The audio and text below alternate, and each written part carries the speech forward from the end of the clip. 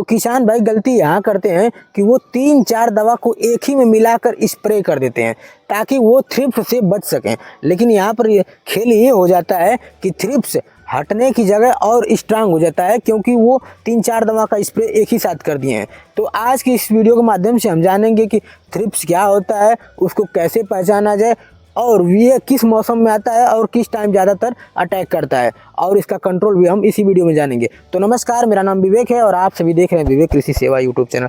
अभी तक इस चैनल को सब्सक्राइब नहीं किया ना तो प्लीज़ कर लीजिए, आप ही का चैनल है, आप ही के लिए बनाया गया है। तो चलिए इस वीडियो को शुरू करते हैं। तो थ्रिप्स क्या होता है?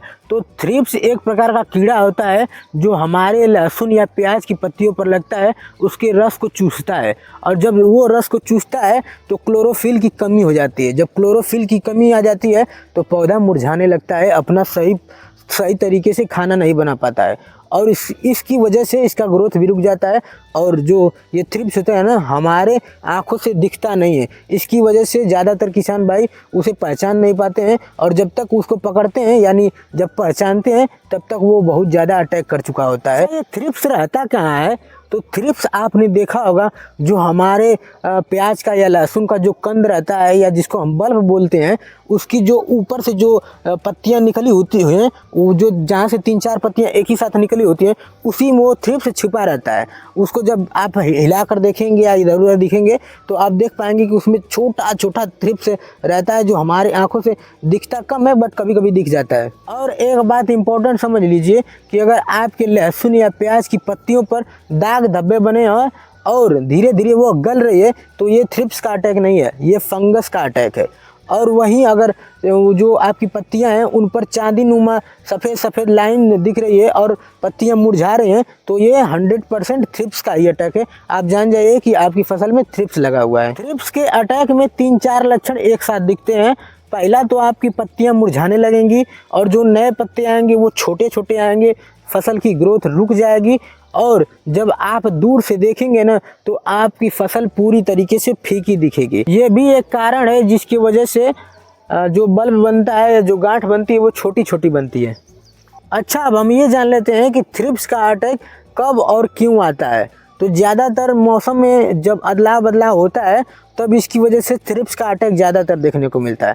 ये ज़्यादातर जनवरी या फरवरी के महीने में ज़्यादातर देखा जाता है, क्योंकि इस टाइम कभी धूप होती है, कभी बादल आ जाते हैं, कभी शीत या कोहरा भी आ जाता है, जिसकी वजह से ये थ्रिप्स का अटैक ज़्यादातर हमारी फसलों पर देखा जाता है। और ज़्यादातर देखा गया है कि किसान भाई एक ही दवा का बार बार इस्तेमाल करता है, जिसकी वजह से भी थ्रिप्स का अटैक ज़्यादातर होता है।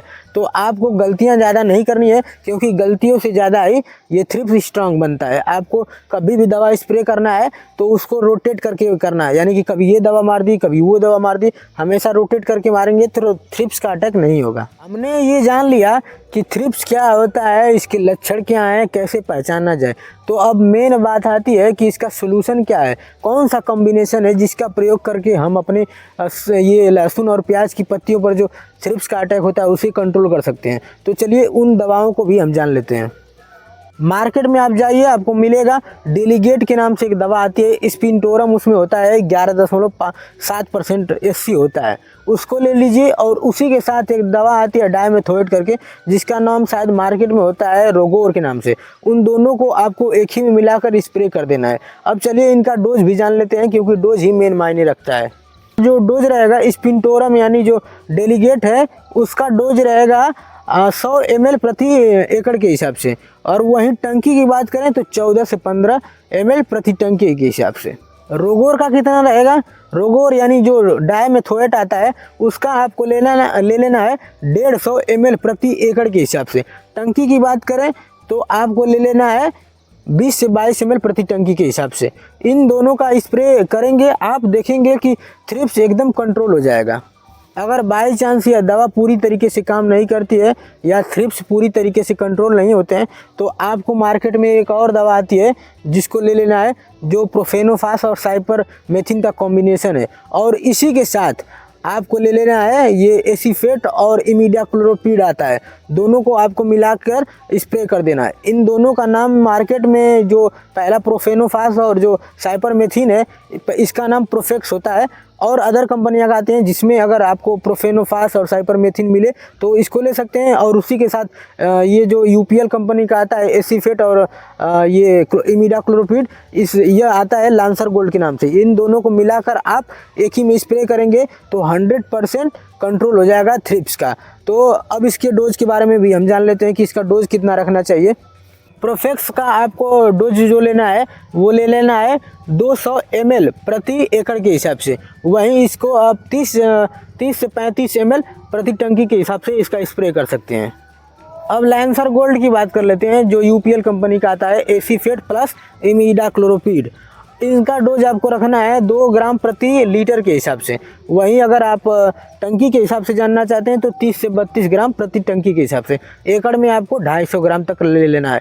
और इन दोनों को जब आप एक ही में मिलाकर स्प्रे करेंगे तो 100% बता दे रहा हूँ थ्रिप्स का कंट्रोल हो ही जाएगा। तब स्वस्थ रहिए, मस्त रहिए, खेती करते रहिए। इसी तरह की जानकारी आपको इसी चैनल पर मिलती रहेगी। तो अभी तक इस चैनल को सब्सक्राइब नहीं किया तो प्लीज़ कर लीजिए, आप ही का चैनल है। मिलते हैं नेक्स्ट वीडियो में, तब तक के लिए जय जवान जय किसान।